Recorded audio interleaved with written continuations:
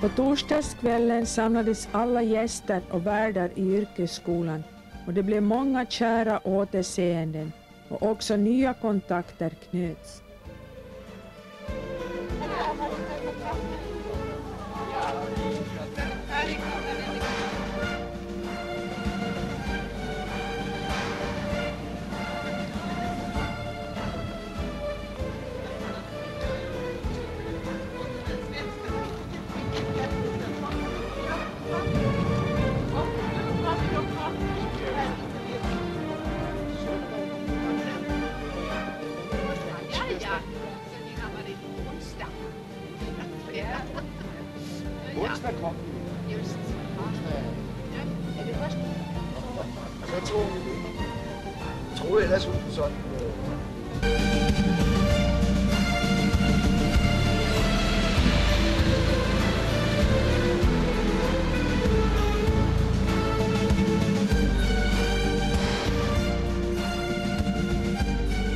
På fredagsmorgonen klockan 9 var det dags för den officiella invigningen av vänortsmötet.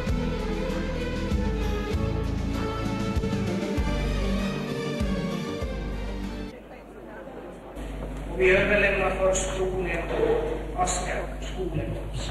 Varsågod.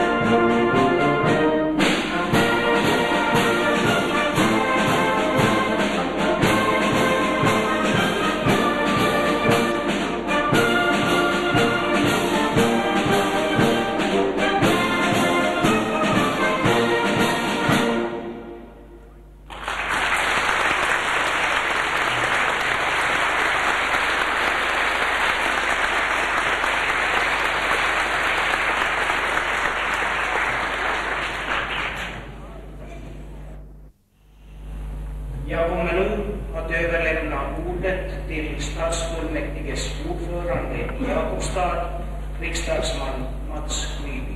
Varsågod.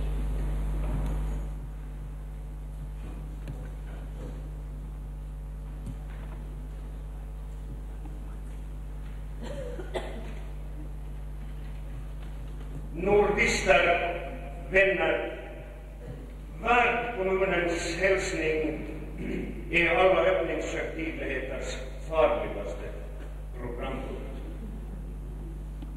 Det är då som åhörarna diskret tittar på klockan och uppgivet på bänkgrannen har tröst. Jag har själv från åhörarplats genomlivit åtskilliga värdkommuners hälsningar. Därför tänker jag inte nu i skrytsamma ordalag under den närmaste halvtimmen berätta om Jakobstad, började från 1652, seglade mig fram ett decenniumtaget. Istället vill jag först framföra en varm och färsk hälsning till er från Nordiska rådets presidium vid sammanträdet i början av veckan i Stockholm. Kära vänner, till sist vill jag vända mig till er i min egenskap av kommunalpolitiker här i Jakobstad. I den egenskapen hälsar jag hjärtligt välkomna och jag är övertygad om att alla Jakobstadsbor, åtminstone på den här punkten, är eniga nämligen. När vi bygger Jakobstad följer vi samma princip som när vi bygger våra hem. Vi bygger inte våra hem för våra gäster, men vi utgår ifrån att om vi själva trivs i våra hem, då trivs också våra gäster. Jakobstad har genom historien varit en nordisk stad. Här byggdes fartyg för den svenska flottan på 1600-talet. En sentida fredligare efterföljare i Jakobstads vapen, också hon ett lysande exempel på nordiskt samarbete. Riggen slogs till exempel i Skellefteå av grannskap. Jag hoppas också att vår träff ska genomsyras av den naturliga och otvungna gemenskap som är unik i hela världen, nordismen. Jag vill tacka arrangörerna och alla Jakobstadsbor som gjort det här arrangemanget möjligt och förklarat härmed vänortsmötet öppna.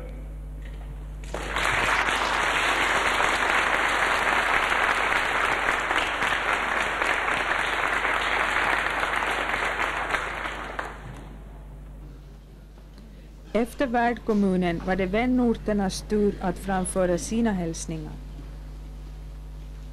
Käre nordiske venner, det er alltid forventning knyttet til de nordiske vennskapsbystemmene.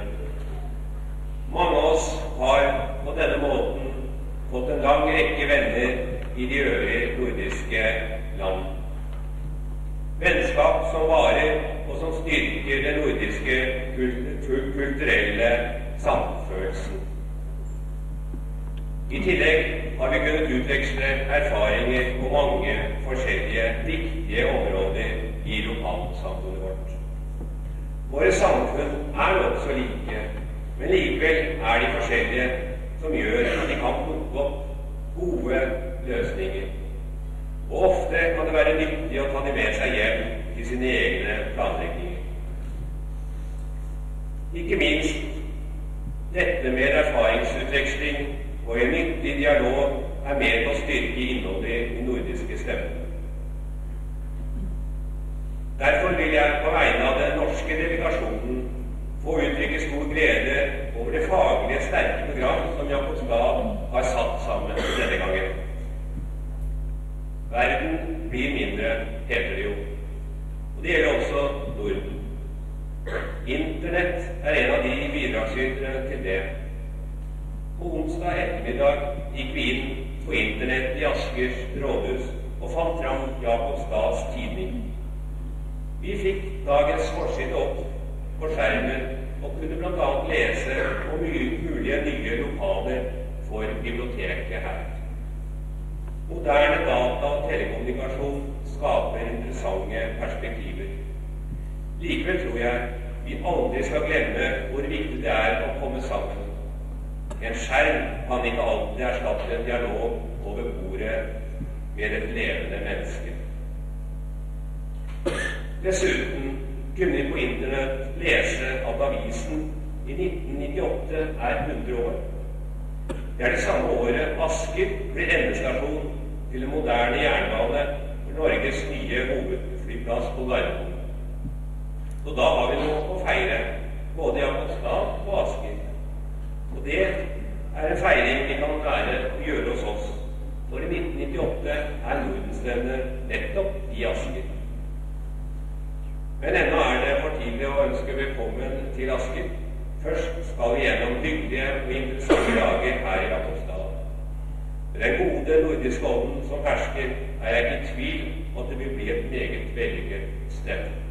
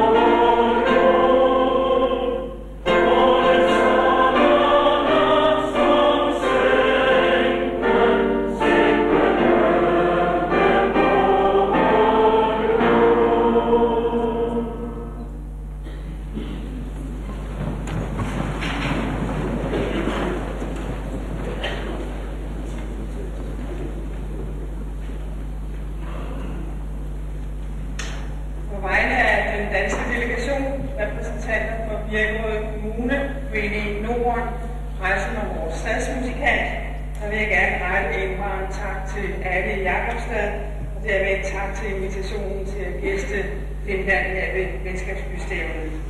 Vi har glædet os meget til besøget og ser frem til et par rigtig gode dage. Vi ser, at programmet ser spændende og interessant ud. Vi glæder os også til at møde værtstoppen og lære jer alle nærmere at kende. Vores nordiske venskab det er jo som bekendt ikke kun karakteriseret ved stævner hver andet år. Nej, tværtimod så glæder vi os meget over, at vi gæster på besøg fra de nordiske lande, og således er stævnet her kun en spinkel fli af det samarbejde, som karakteriserer vores venskab. Vi glæder os i Birkerød meget over, at vi får besøg fra skoler, idræts- og foreningslivet, og selvfølgelig også repræsentanter for kommunestyre og administration. Og det er netop disse relationer, der er med til at understrege betydningen og gøre det værdifuldt at have det nordiske samarbejde landene imellem. De vante mønstre bliver dermed afløst af nye former, og dermed tror jeg også, at venskabsbysamarbejdet ganske langsomt vil ændre karakter. Det er ikke at beklage, og måske er tiden inde til at vende blikket mod andet end blot de nordiske lande, kigge mod horisonterne i øst, udvide venskabsbyringen mod Baltikum. Jeg tror, vi kan berige os selv og berige de andre ved at fortælle om vores styreformer og de samarbejdsmønstre, vi har. Hvor jeg med disse betragtninger afslutningsvis bringe en hilsen fra Birkerød Kommune og Foreningen Norden i Birkerød, og tak for gæstfriheden i Jakobstad. Vi glæder os meget til disse dage. Tak.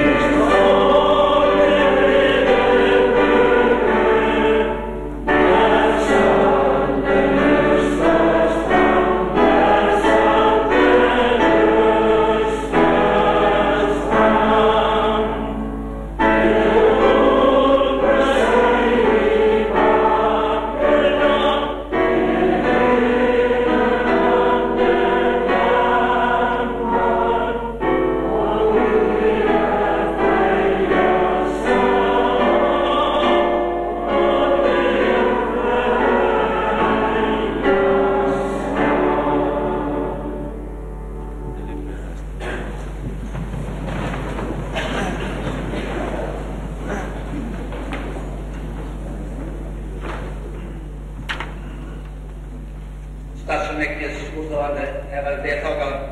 Jag ska be att få framföra Västers kommuns varma hälsningar och tack till Jakobstad för inbjudan till årets nordiska vänortsmöte.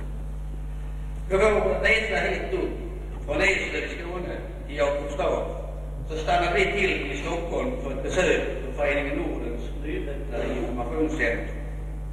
Där framhöll man just vår vänortskedja som ett föredöme för det nordiska arbetet på det här området. Med regelbundna möten, god uppslutning och en hög aktivitet också mellan mötena. Det var mycket trevligt, för visst är vårt vänortsarbete viktigt. Det ger oss en utsiktspost mot omvärlden och det ger ett unikt tillfälle till erfarenhetsutbyte och personliga kontakter både under de stora mötena och mellan sammankomsterna. Genom de kontakter som våra kommunala förvaltningar, våra skolor och olika kulturgrupper mer eller mindre kontinuerligt arbetar med. Det nordiska samarbetet får också en ny dimension när det nu gäller att knyta band med nya grannländer runt Östersjön och att värna gemensamma nordiska intressen i en större europeisk gemenskap.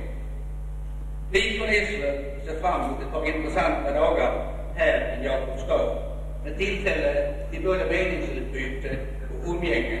Och vi vill gärna ge vårt bidrag till ett lyckat vänortsmöte här i er vackra stad. Tack!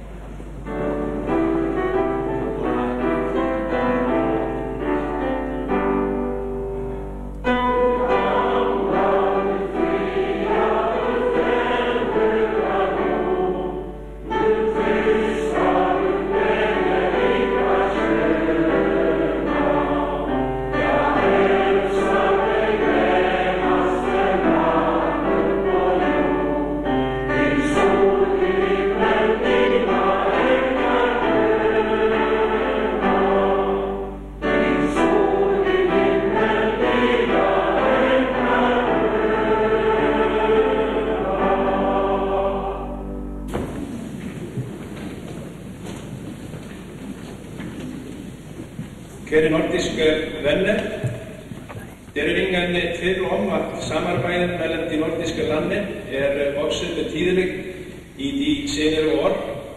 Grundlaget för samarbetet är den samhörighetsfølelse som har rötter i våra landets historia, kultur och språk. Den fælles arv som gör att vi stort sett har den samma livsinställningen. Nordisk råd och dess organer har utfört ett värdefullt arbete för att bringa de nordiska landen närmare till hinanden. Men de starkaste band mellan länderna knyttes då först och främst på ett friare plan genom mötet mellan folken själva.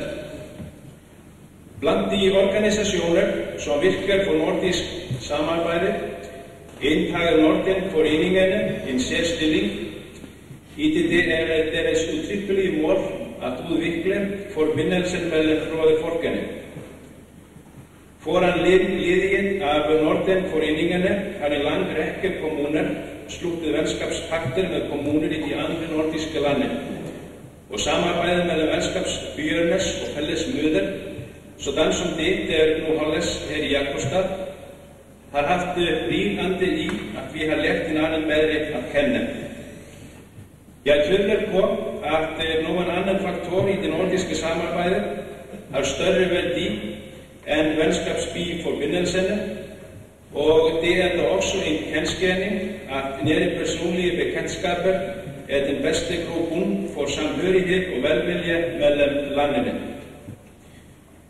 På grund av avstånden är det vanskligare för oss islänningar att deltaga i vänskapsbyarnas samarbete, men för den det går tättare på hinanden. Men alligevel är det i Garlabær en uppriktig intresse för att ta aktiv del i samarbetet med våra vänskapsbyar, och vi i kommunalbestyrelsen är överbevisste om att vi på forskjellige måter kan göra vårt till att stimulera och virka den intresse. På de Garlabær borgares vegne som här är till stede vill jag säga väktarna hjärtligt tack för den varma och gastfria mottagelsen. Jag hoppas att de bekantskaper som vill instiftas på detta möte och de vänskapsband som vill styrkas må föra till ytterligare utvidelse av samarbetet och samkvämmet mellan vänskapsbyarnas folkare. Tack.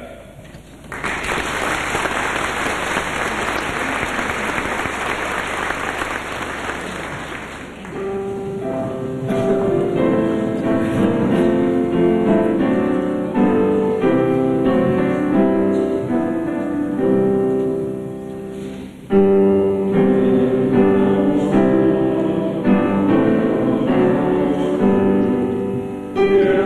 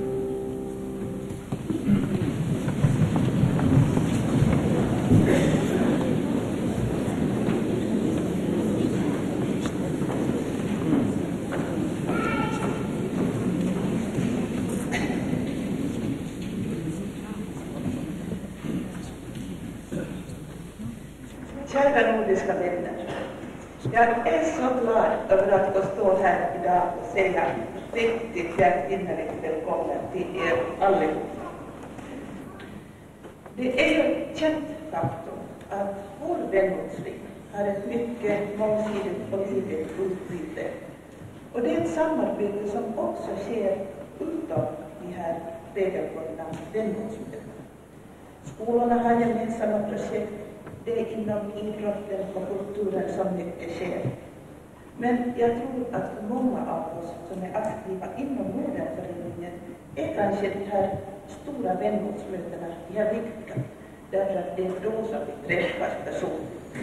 Det var en fantastisk dag igår. Jag vet inte riktigt när jag har blivit så många gånger åldrar som igår när alla gamla vänner kom hit. Jag hoppas nu att ni utnyttjar de här dagarna till att bli bekanta med vår stad. Skolparken är just nu som vackrast. Där finns över 1000 olika träd och blommor som står i blommande sprut kan vi kanske säga. Och från och med lördag så ligger vår stolthet Jakobstads vapen i hamn. Många av er kommer att ha möjlighet att segla och så vidare. Promenera i denna gamla trähusstadsdelens stad. Njut och känn er som hemma och känn att ni är omgivna av vänner här i Jakobstad. Hjärtligt välkommen.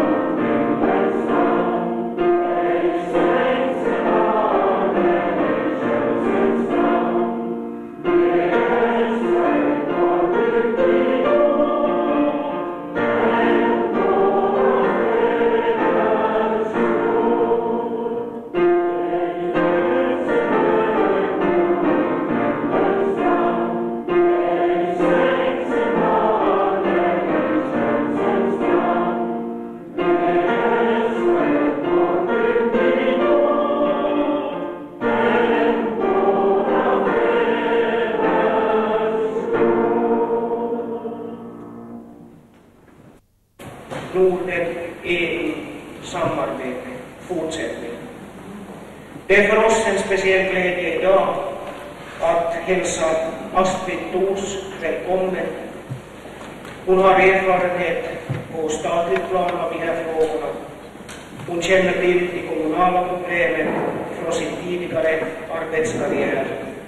Och hon kommer nu då att hålla ett anförande som samtidigt utgör grunden för det seminarium Norden efter EU som kommer att starta efter detta tillfälle. Astrid Thors, varsågod.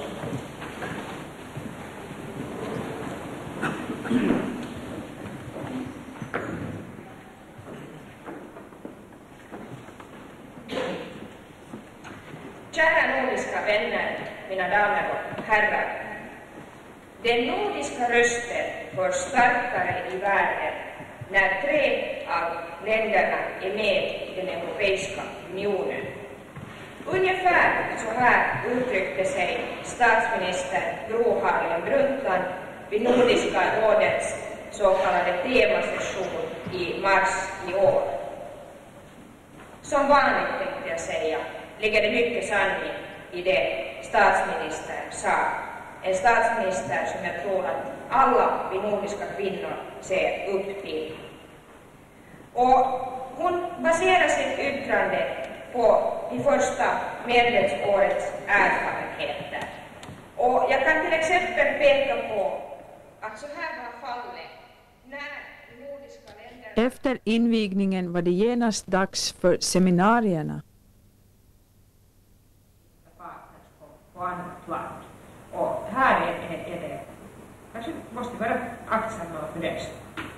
Jo, jag vill kommentera också det här därför att så här på kommunal gräsrotsnivå här hos oss så har vi också observerat det här att det här behovet av satsning ekonomiskt på EU-projekt är mycket starkt.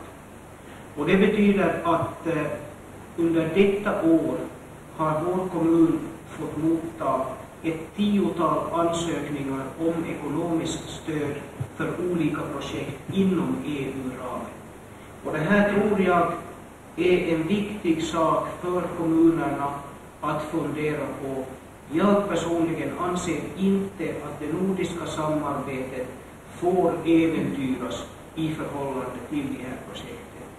En annan intressant fråga som jag personligen tycker är viktig här i det här sammanhanget, så det är det att man dock har möjlighet att till exempel 2 kommuner inom EU har möjlighet att samarbeta med kommuner utom EU. Och det här tror jag är en viktig punkt i våra kommuner som vi ska minnas när vi har gemensamma projekt, att vi har möjlighet att bortse från denna EU-gräns. Varsågod. Det som är ännu värre i det sammanhanget för Norge och Island är ju det att så många gånger har då tjänstemännen från Finland, Sverige och Danmark möjligheter att ha sina samråd inom ramen för det europeiska samarbetet. Och då blir det lätt så att de har redan fattat sitt beslut eller enats om en ståndpunkt mer i EU-samarbetet. Detta är den springande punkten i den isländska politiken. Den isländska verkligheten är den att vi har en koalitionsregering som alltid 40 mandat har 63 på alltinget. Och denna regering som är ganska ny har sagt vi har inga avsikter att gå med i EU. Opinionsundersökningen visar det mot att det är igen. Lige for at lave et lille diagram over de under 25-årige, altså det der med op til 13 uger og forsørgere i 12 måneder, kan de gå uden rigtigt at blive sat i sving. Sådan er reglerne, bare ikke i Birkerød, der er det her nu. Så bliver de visiteret enten til en vejledning og et introduktionsprogram. Der er vitterligt mange unge mennesker, som stort set ikke aner noget som helst om, hvordan arbejdsmarkedet er skruet sammen, og hvilke krav man med rimelighed kan stille til dem. Og der kan man så i en kursusperiode på 6 uger i og for sig lære dem noget om, hvad er det egentlig, der stilles af krav til mig, når jeg nu er kommet ud af skolesystemet og skal til at klare mig selv. Hvilke muligheder har jeg? Hvor kan jeg få yderligere uddannelse? Hvor kan jeg få hjælp til også at vurdere, hvad er det egentlig, jeg overhovedet kan blive? Hvad findes der af typer af jobs? Men jag tror att mera och mera, sen när man börjar förädla det där avfallet så återanvända mera och mera så större och större del kommer från försäljning. Mm. Men det i början, det har varit nu 3 år i användning eller hur? Jo. Att det är alltid i början. Man har inte hunnit utveckla det till test. Varför jag frågar det är ju att jag tror att även i Finland så har man den här diskussionen att folk förväntar sig att när man gör en så stor insats i hushållen, sorterar, man transporterar, att det ska vara ekonomi. Vilket det inte är. Nej, inte det ekonomi. Inte ens knappt på returpapper. Nej, returpapper i Finland det är på vippen sådär att vissa år man får betalt. Men vissa år man får inte betalt. Att det är sådär plus minus noll. Och det har hänt sådana år att det har lönat sig faktiskt att samla papper och olika föreningar samlar papper och sälja till fabriker, men vissa år tar det inte alls emot. Varierande. Men i Tyskland där det sorterar, det har utvecklat ganska långt det där sortering så pass jag har hört. Och sorterar och sen, det vet inte vad det gör med det. Så samlas det. Man får kontakt med väldigt många yngre människor hela tiden. Och som sagt, det är nog ett problem, syns jag, att det är något som virker som det går ut av folks bevissthet efter ett nära samarbete vi har haft tidigare.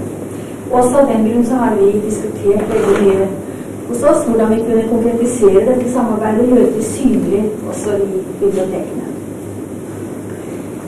Vi har et veldig aktivt bibliotek hos oss med et besøk på mellom 1 og 2000 mennesker hver dag. Vi har det største besøk og utlån i vårt fylke, sier vi, Len, om du bruker det i Finland. Så vi synes at vi har et veldig godt materiale å øse av når det gjelder å se på landet ligger på forskjellige områder. En e-mailadresse har vi, Erla, så det skal du mye litt på. Og det som Erla var inne på er jo også utrolig interessant, fordi at hos oss har vi nå 4 PC-er som står opptatt hele dagen, hvor især ungdom tegner seg på en halvtimes tid av gangen og sitter ved internett. Og hvis man da kunne vise at det virkelig var kommet med helt konkret om disse nordiske vennskapsbyene våre, så tror jeg det ville også avhjelpe den ulikheten som faktisk. Drygt ett halvt år sedan. Och den träffen gjorde man upp ett antal projekt, ett antal punkter där man skulle fortsätta samarbetet. Och just nu väntar vi på initiativet från Videon, eftersom man där lovade att sammanställa det här och återkomma. Så det finns då planer, det finns ganska konkreta projekt som ska genomföras, men initiativet just nu ligger hos Videon. Och precis som ni så är vi väldigt inställda på det här samarbetet. Jeg tænkte på, altså i børnehave, der kan forældrene jo have dem i 37 timer for eksempel. I skolen, der har vi i Birkerød bygget ovenpå og lavet det, vi kalder en skolefritidsordning, som man betaler for. Men undervisningsdelen, som jo altså alligevel er så hård en undervisning, det er mest sådan at lege sig ind i skolens verden. Den betaler man ikke for. Og vi udvider nu antallet.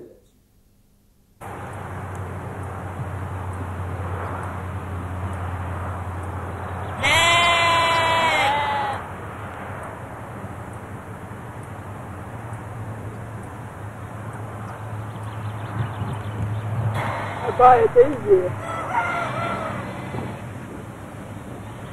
Ja, visst. Ja, det är mest.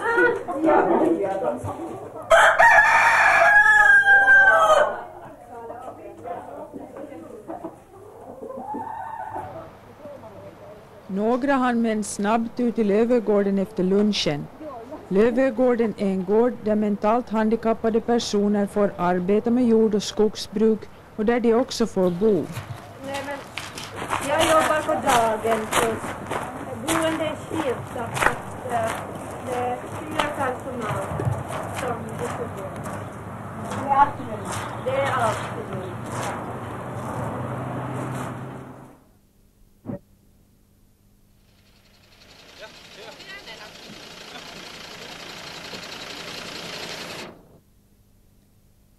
Eftermiddagens program bestod av 4 olika rundturer.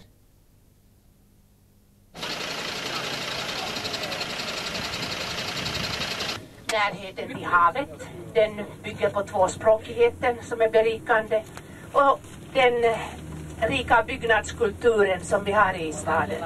Vi har ungefär 150 gamla byggnader som är bevarade på olika sätt. Därtill cirka 300 byggnader i 3 stadsdelen Skata. Vi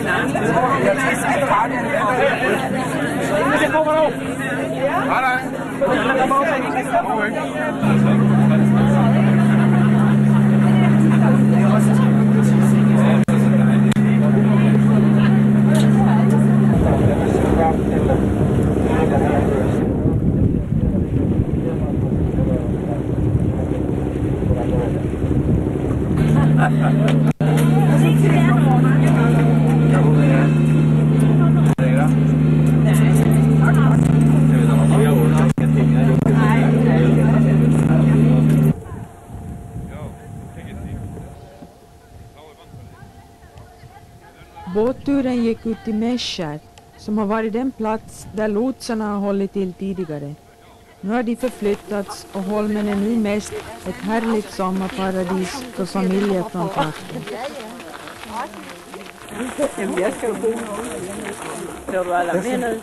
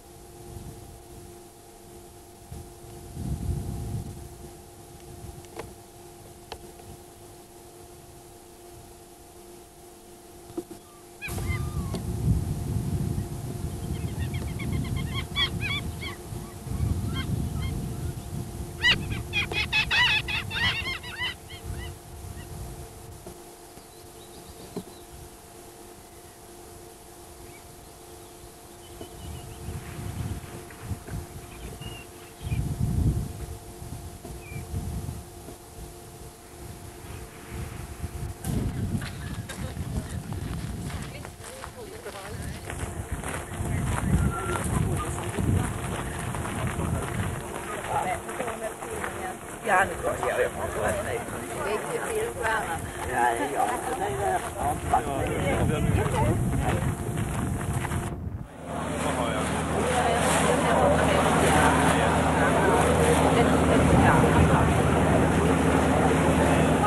är ju inte så enkelt mer som det var tidigare till höger och vänster.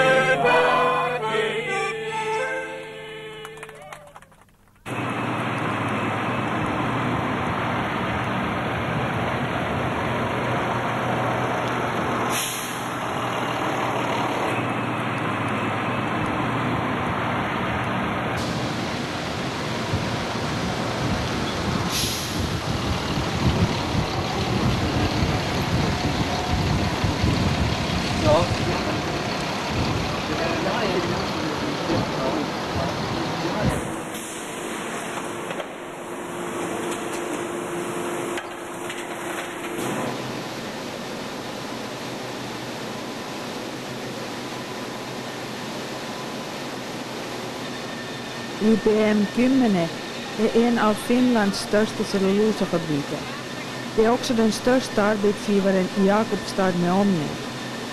Fabriken har 1650 anställda och man tillverkar 140 000 ton papper i året och 560 000 ton cellulosa och 260 kubikmeter sågade trävaror. Av cellulosan går största delen till Tyskland, till Nordland papir. Pappersmaskinen har en medelhastighet av 700 meter i minuten. 70 000 ton kraftpapper går till Visapapp som finns på samma område och som tillverkar 100 000 ton industripapper i året. Biprodukter som framställs är tallolja och terpentin. Den högsta byggnaden på området ser till att fabriken är självförsörjande i energi. Man har gjort stora satsningar inom fabriken de senaste åren för att bättre rena utsläpp i luft och vatten.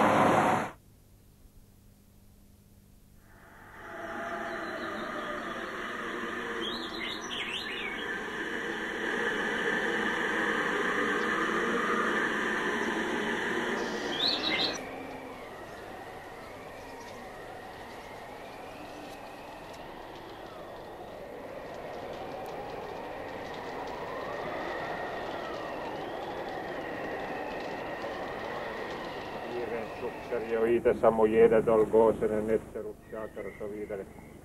Sen handlar det om forskning till Syd- och Nordpol, fångst i Arktis, konst i Arktis. Sen har vi drivit lite om andra världskriget i Arktis. Amerikanerna kom till Grönland, tyskarna kom till Svalbardområdet, byggde upp baser och stationer. Och varje sommar så har vi en specialutställning som vi öppnar första veckan i juni. Och då visar vi någonting om Arktis över sommaren i slutet av augusti. Och då är det 6:e specialutställning som vi håller på med här i sommar. Och det handlar om Sibirien, om Jamalhalvön där netserna bor på renskötsel och lever gott. De lever bättre än Moskva och Sankt Petersburgsborna som står i kö för att få 200 gram kött.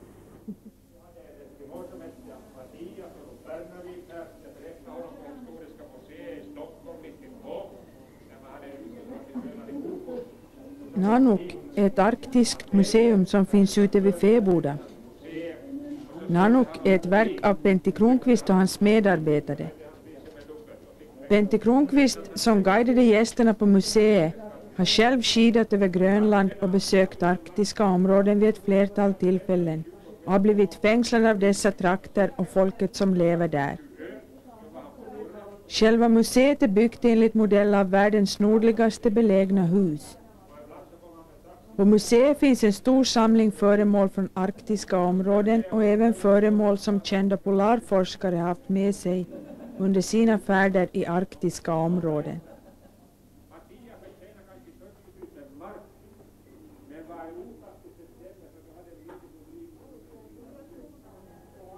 Här är västkönens kajaktyp, systemet är detsamma, tidigare gjorde man stång av ved. Men sen kom vi till Strångfjordöarna och där blev vi bjudna av kommandanten, generalmajor på middag och lite whisky. Och så frågade jag honom att vad det kostar om vi hyr en helikopter och vi skulle hämta den här släden som souvenir till Finland. Men det ska kosta 7000 finska mark per timme och det var mycket pengar för oss. Men 2 kvällar senare så var vi där på barnsrestaurangen och så kom det.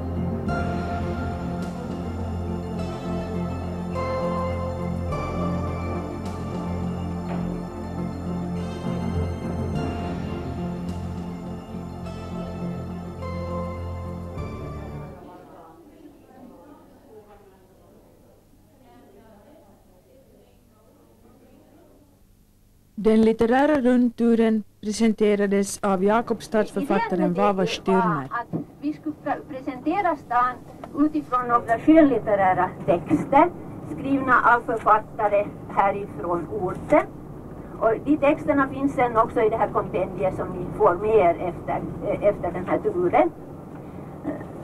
Vi stannar där någonstans upp i hörnet. Vi börjar med Anna Bondestam som är född 1907 och dog förra året.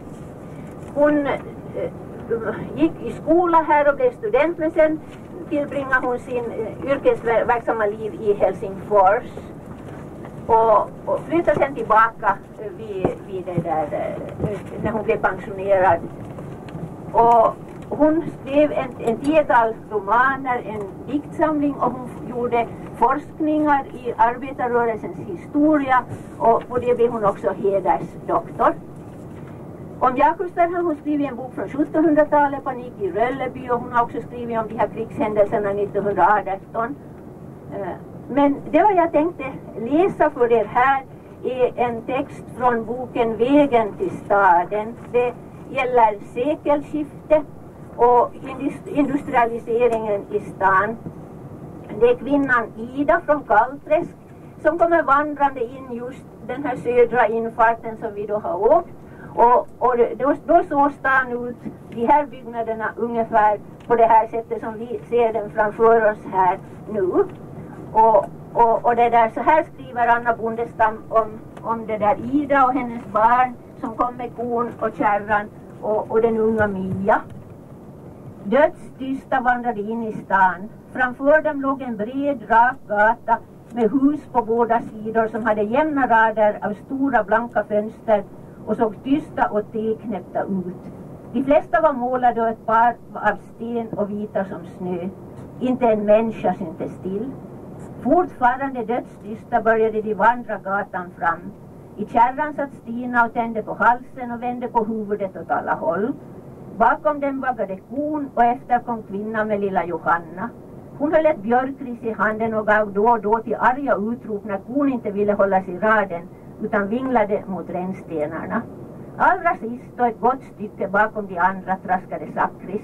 Han var än så trött att han ingenting kunde uppfatta utan bara rörde fötterna av gammal vana. Och fönstren på ömse sidor såg på dem uppifrån och ner och teg högfärdigt och ogillande. Mias mod sjönk hastigt igen. När de kom till andra gathörnet stannade de igen. Framför dem låg ett väldigt torg med hus på alla sidor och ett var stort som en kyrka och hade ett torn mitt på. De hade aldrig förr sett ett så stort hus och de kände på sig att de aldrig skulle våga sig över torget. Mia vände sig om och såg på kvinnan. Hennes blick hade börjat flacka igen. Man såg tydligt på henne att också hon hade märkt att fönstren betraktade dem uppifrån och ner. Till slut lyfte hon handen och pekade mot närmaste tvärgata. Diot, sa hon. Och så fortsatte det. Gata upp och gata ner. Bäste var stod de vid torget igen fast på andra sidan. Då greps de nästan av förtvivlan. Aldrig hade de kunnat tro att här fanns så många gårdar. Och vilka gårdar sen så ut att man inte ens vågade vika in och fråga. Och vad skulle man fråga förresten? Har ni sett Ant från Kallträsk? Som om någon skulle känna honom här. Men hur de vandrade kom de till slut till en smal å som tycktes flyta rätt genom stan. Och det är den som vi kör över här nu idag i gågata i stan. Den heter också då Kanalesplanaden, men nu är det då vår gågata. Och när de väl kom över ån blev staden med ens annorlunda. Bäst det var att raskade de upp för en krokig och stenig backe som kantades av små grå kåkar med buckliga fönster. Här luktade hemvant av både stall och fähus och svinstia. Och då gick de precis den väg som vi nu tänkte köra och kom till Skattan som ni då redan också har sett. Och där småfolket bodde. Anna Bondestam skrev om det som hennes mamma hade berättat för henne. Hennes mamma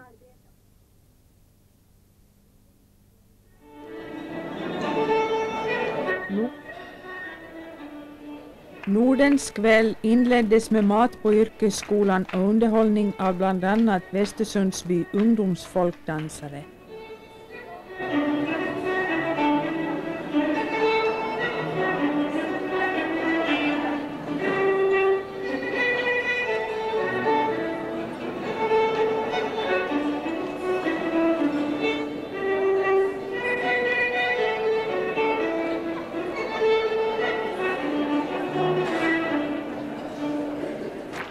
Vid avslutningsgudstjänsten under vänortsmötet förra gången, 1984 i Jakobstad, döptes en pojke som fick namnet Anders Granfors och honom fick vi träffa igen denna kväll.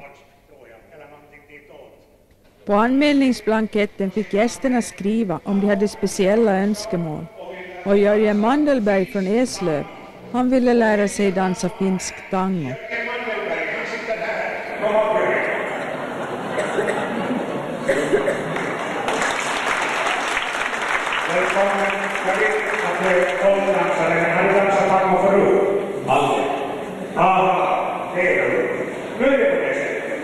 Vi har en helikopter här på utsidan.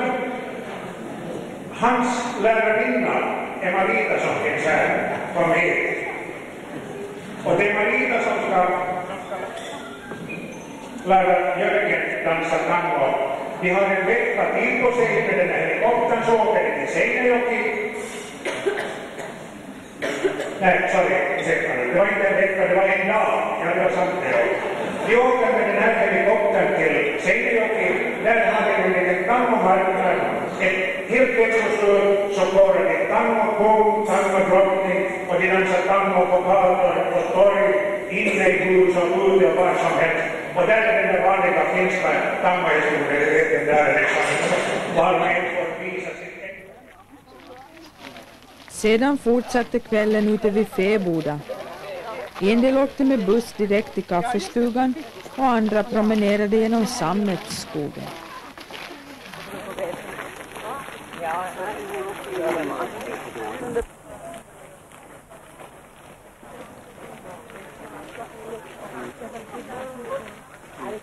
Är det dans? Kan vi vara mamma? Så helt...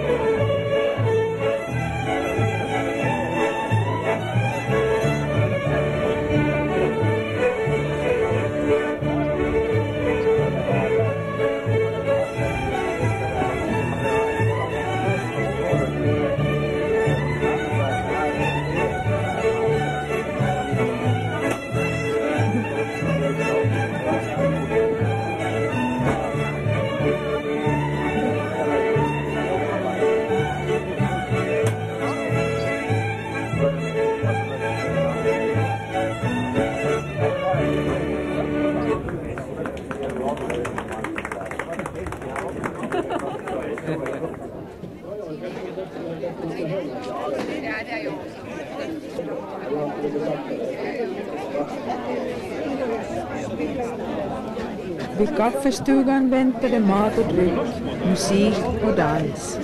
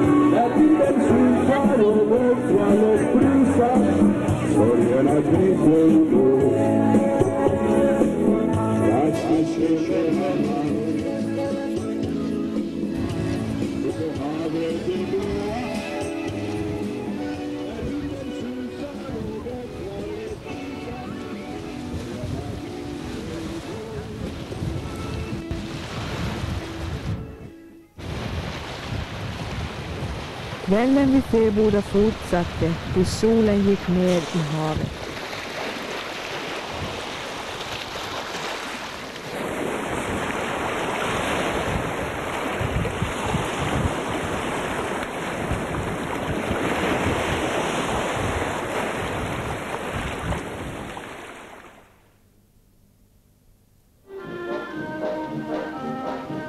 Askers skolekorps vandrar här in på gågatan Efter det tillsammans med lokala förmågor blev på musikstund. Det var upptakten till lördagens program.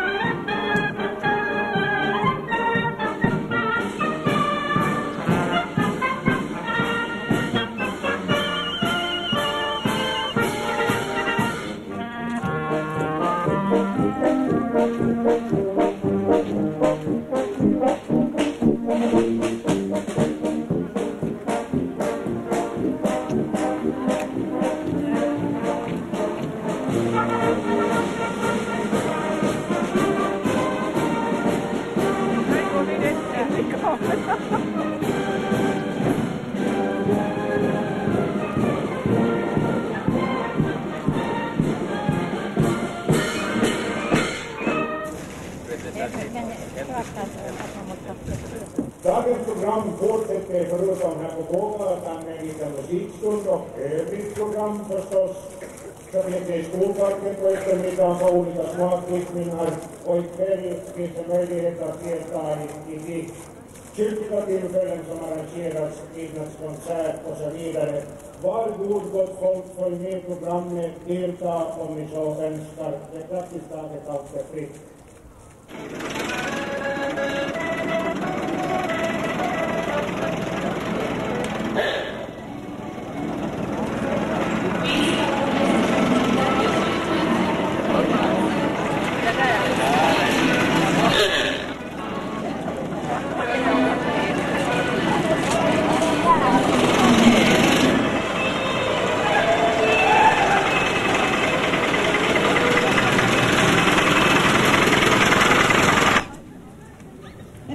Kan nu redan börja säga välkommen till de nästa gäster här på scenen idag.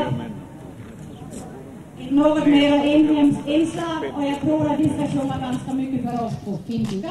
Utescenen i skolparken var platsen för eftermiddagens musikaliska program. Här blir det sång på finska av Pohjolan Sointu under ledning av Piotr Gebala.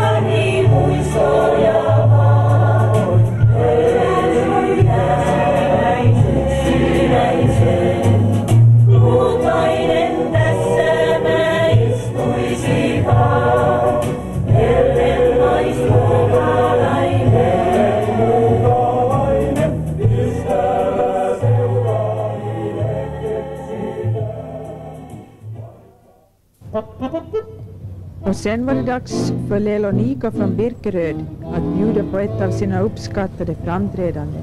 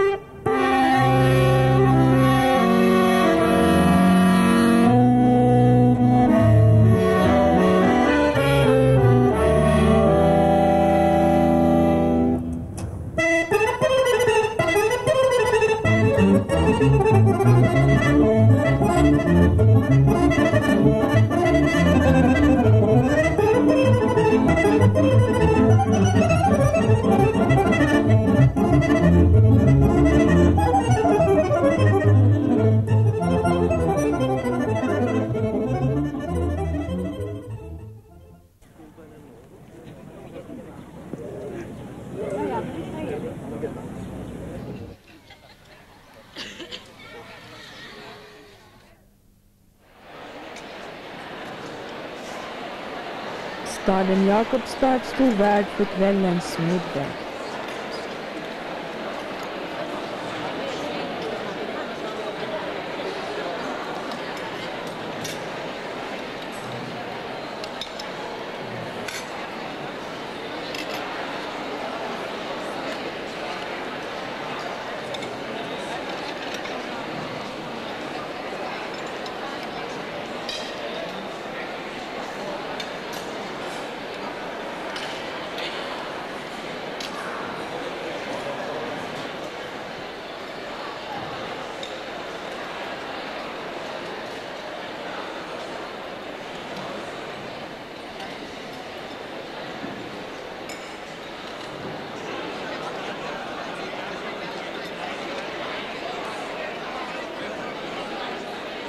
Alla fick både äta gott och njuta av högklassig musik.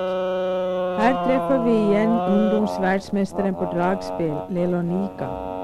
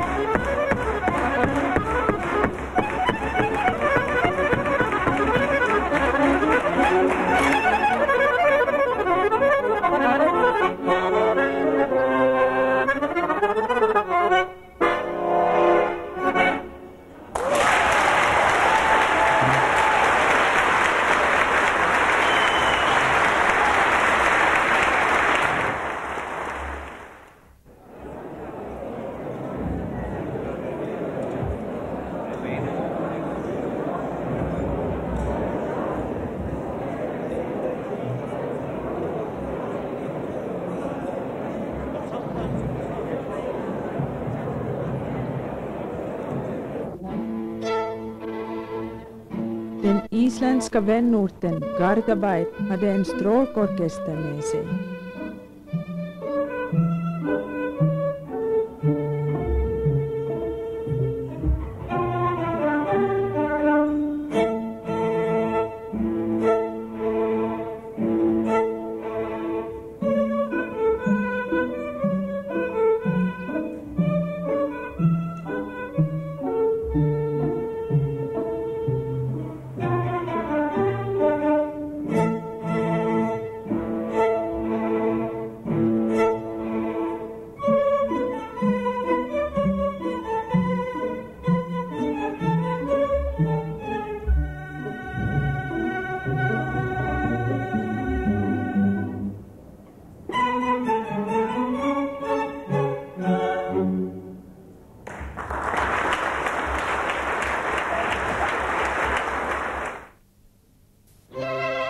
Lördagskvällen avslutades med en midnattskonsert i Jakobstads kyrka och den inleddes av de isländska flickorna.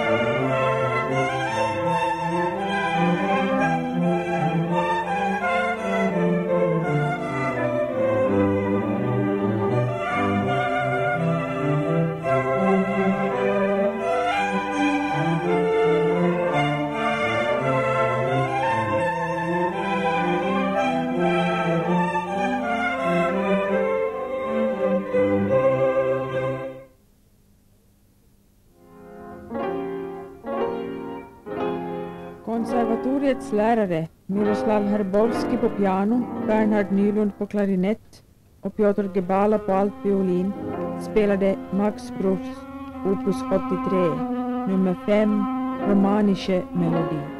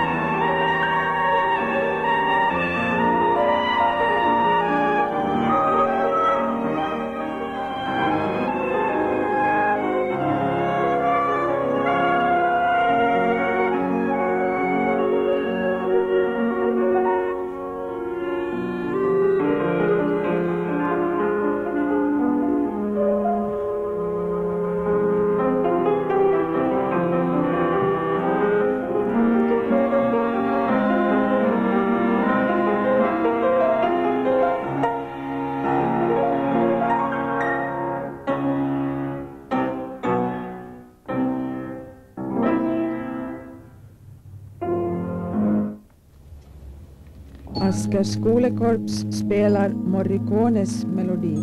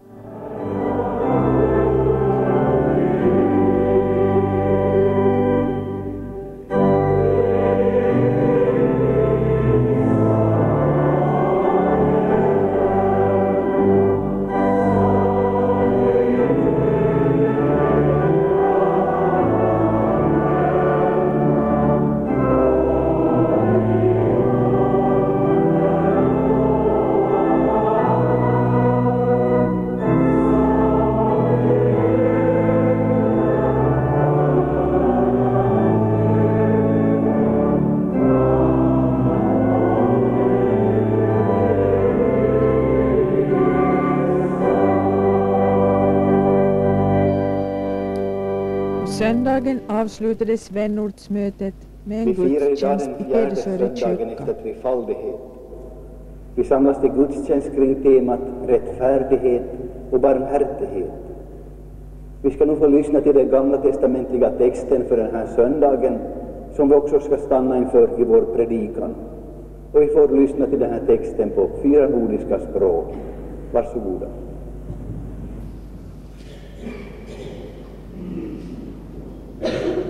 Paul Johansson från Gardaberg, Birgit Spang-Larsen från Birkeröd, Inger Riskild från Asker och Inga Wahlman från Jakobstad läser texten. Bræður Jósef sáu að faðir þeirra var dáinn, hugsuðu þeir. En ef Jósef nú fjandskapaðist við oss og launa oss allt til illa sem við höfum gjört honum. Og þeir gjörðu Jósef svólátandi orðsending, faðir þinn mælti svo fyrir áður en hann dó.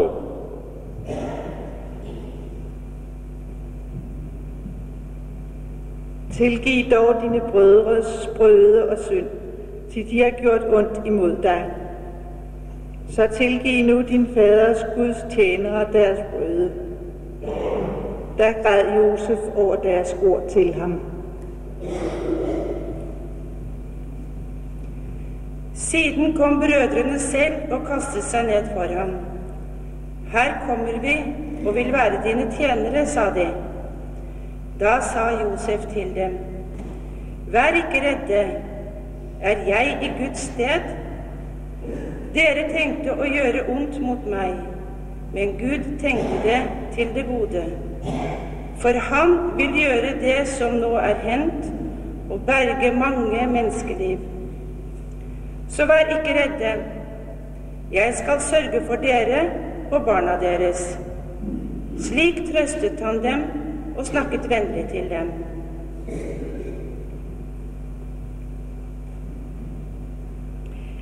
Men när Josefs bröder såg att deras fader var död, tänkte de, kan hända skall Josef nu bli hatisk mot oss och vedergälla oss allt det onda som vi har gjort mot honom. Därför sände de bud till Josef och lät säga, din fader befallde oss så före sin död. Så skall ni säga till Josef, käre, förlåt dina bröder vad de brutit och syndat, genom att de har handlat så illa mot dig. Förlåt alltså nu din faders gudstjänare vad de har brutit.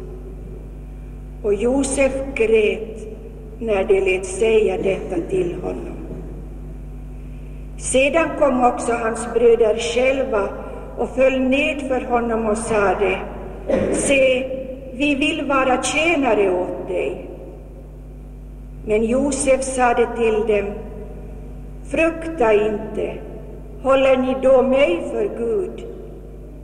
Ni tänkte ont mot mig, men Gud har tänkt det till godo, för att låta det ske som nu har skett, och så behålla mycket folk vid liv.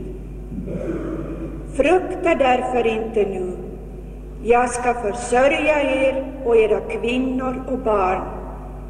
Och han tröstade dem och talade vänligt med dem.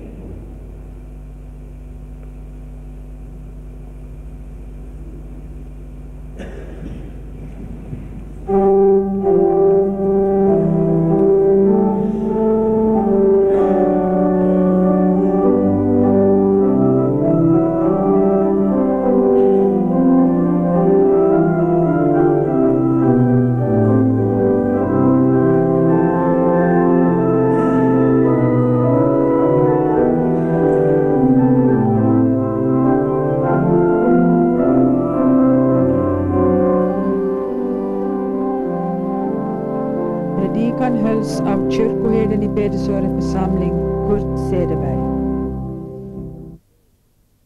Kära vänner, vill vi sätta en rubrik på vår predikan idag, så blir det 2 ord: rättvisa och barmhärtighet. Och visst behövs det större rättvisa i vår värld idag. Vi behöver inte söka länge efter orättvisa förhållanden. Det finns både helt nära inpå oss och långt borta. Låt oss ta ett par exempel. Vi tänker först på förhållandena i Afrika. I många afrikanska länder finns det idag hungersnöd och stora flyktingproblem. Man saknar så pass elementära saker som mat, rent vatten och ett hem att bo i. Allt medan de flesta av oss har överflöd av det som man där saknar. Vilken orättvisa, kan vi väl säga. Eller så tänker vi på förhållandena i det forna Jugoslavien. Människor som tidigare levt som vänner och grannar betraktar idag varann med misstänksamhet och hat. När tillfälle ges hämnas man ibland de orättvisor som man själv har blivit utsatt för. Samtidigt kan vi röra oss över gränser fritt i Norden och Europa. Vi kan mötas som vänner och trivas tillsammans. Hur orättvist är det inte? Men kära vänner, det räcker inte med att klaga över ondskan och orättvisorna. Frågan till oss idag är: vad kan vi, du och jag, göra för att avlägsna de orättvisa förhållanden som finns i vår värld idag? Det är då som orden rättvisa och barmhärtighet kommer in i bilden. Det första vi ska göra är att vara med om att skapa mera rättvisa förhållanden i vår värld. Det är inte Gud som ska låta bröd regna över världens hungrande miljoner.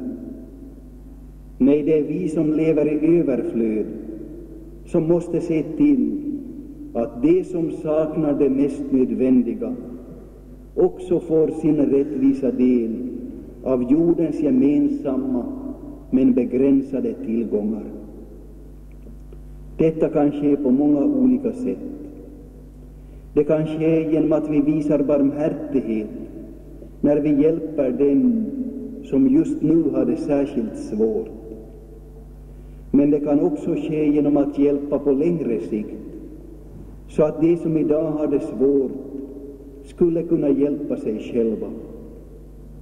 De ska få hjälp att själva odla sin mat, att själva gräva sina brunnar och själva skapa trygga politiska förhållanden i sina hemländer. Det här omtalas också i predikotexten som vi idag läste på flera språk. När Josefs bröder drabbades av hungersnöd och av missväxt, så fick de katastrofhjälp i grannlandet Egypten. Att det sist och slutligen var deras egen bror som hade skapat förutsättningar för hjälpen, det kunde de knappast ana. Men han inte bara hjälpte dem för stunden, han lät dem också senare bosätta sig i landet och själva skapa sig fungerande livsförutsättningar för en tryggare framtid. Låt oss be tillsammans med Franciscus. Herre, gör mig till redskap för din frid. Hjälp mig att bringa kärlek där hatet gror, tro där tvivlet råder, hopp där förtvivlan härskar. Hjälp mig att skänka förlåtelse där oförrätt har begåtts, att skapa endräkt där oenighet söndrar, att sprida ljus där mörkret ruvar och bringa glädje där sorgen bor. Mästare, hjälp mig att söka inte så mycket att bli tröstad som att trösta, inte så mycket att bli förstådd som att förstå, inte så mycket att bli älskad som att älska. Ty det är genom att ge som vi får, genom att förlåta som vi får förlåtelse, genom att mista vårt liv som vi vinner det. Det är genom döden som vi uppstår till det eviga livet. Amen.